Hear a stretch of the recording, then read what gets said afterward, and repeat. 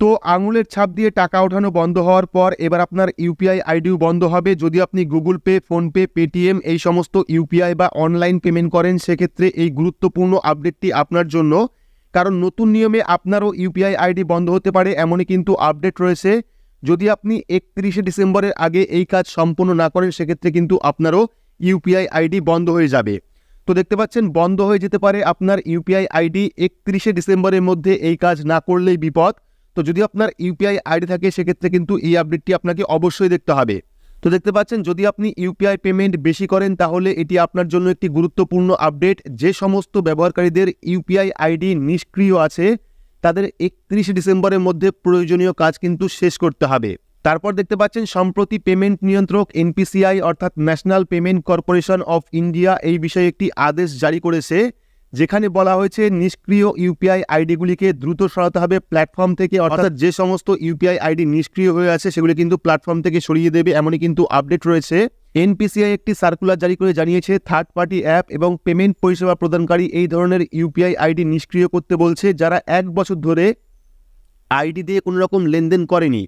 অর্থাৎ যদি আপনার ইউপিআই আইডি থেকে 1 বছর ধরে কোনো রকম লেনদেন হয়নি, সেক্ষেত্রে কিন্তু আপনারও ইউপিআই আইডি বন্ধ হয়ে যাবে। অনেক সময় এমন হয় যে ব্যবহারকারীরা তাদের মোবাইল নাম্বারের সঙ্গে তাদের আইডি লিঙ্ক না করেই তাদের নাম্বার পরিবর্তন করে। দেখতে পাচ্ছেন অনেক সময় এমন হয় যে ব্যবহারকারীরা তাদের মোবাইল নাম্বারের সঙ্গে তাদের ইউপিআই আইডি লিঙ্ক না করেই তাদের মোবাইল নাম্বার পরিবর্তন করেন, সেক্ষেত্রে কিন্তু সমস্যা হয়। অথবা পুরনো ইউপিআই আইডি পরিবর্তন না করে নতুন একটি ইউপিআই আইডি তৈরি করে ফেলেন। তো অনেক সময় আপনারা দেখেছেন যে আপনারা আগে একটি ইউপিআই আইডি চালাচ্ছিলেন, কিন্তু পরবর্তী সময়ে সেই পুরনো ইউপিআই আইডি বন্ধ না করেই কিন্তু আপনারা নতুন একটি ইউপিআই আইডি তৈরি করে ফেলেন।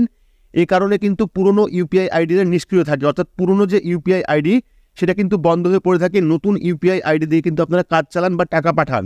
যখন সেই মোবাইল নাম্বারটি অন্য কাউকে বরাদ্দ করা হয়, তখন সেই নিষ্ক্রিয় আইডি লিঙ্ক হওয়ার কারণে পরের গ্রাহককে কিন্তু ইউপিআই আইডি লেনদেনে ঝামেলা হয়। অর্থাৎ আপনারা অনেক সময় দেখেছেন যে আপনারা যে সিম দিয়ে গুগল পে, ফোনপে বা পেটিএমে অ্যাকাউন্ট তৈরি করতেন বা সেই সিম দিয়ে আপনারা ইউপিআই আইডি তৈরি করতেন, অনেক সময় দেখবেন 3 মাস 4 মাস রিচার্জ না করলে কিন্তু সিম বর্তমানে বন্ধ করে দেওয়া হচ্ছে এবং আপনার সেই সিম যেটা বন্ধ হয়ে গেছিল সেটা কিন্তু পুনরায় অন্য কোনো কাস্টমারকে দিয়ে দেওয়া হচ্ছে।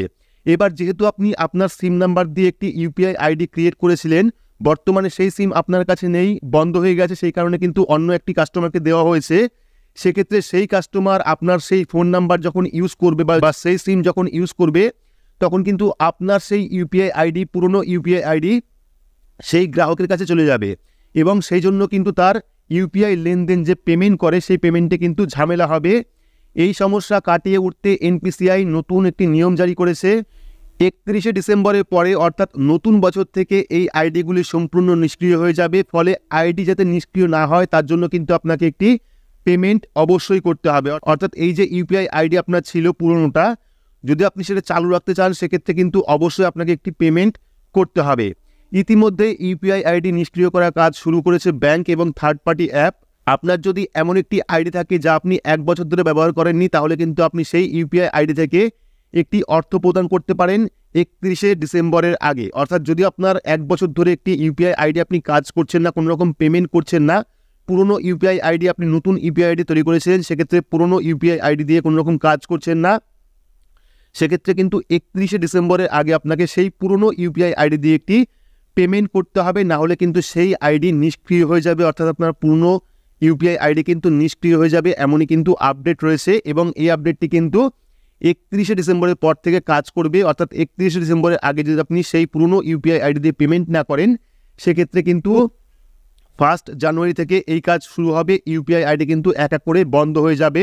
যদি আপনারা চালু রাখতে চান পুরনো ইউপিআই আইডি, সেক্ষেত্রে কিন্তু সেই ইউপিআই আইডি দিয়ে অবশ্যই একটি ন্যূনতম পেমেন্ট করবেন, তাহলে কিন্তু আপনার ইউপিআই আইডি চালু থাকবে, না হলে কিন্তু সেটা পুরোপুরি বন্ধ হয়ে যাবে।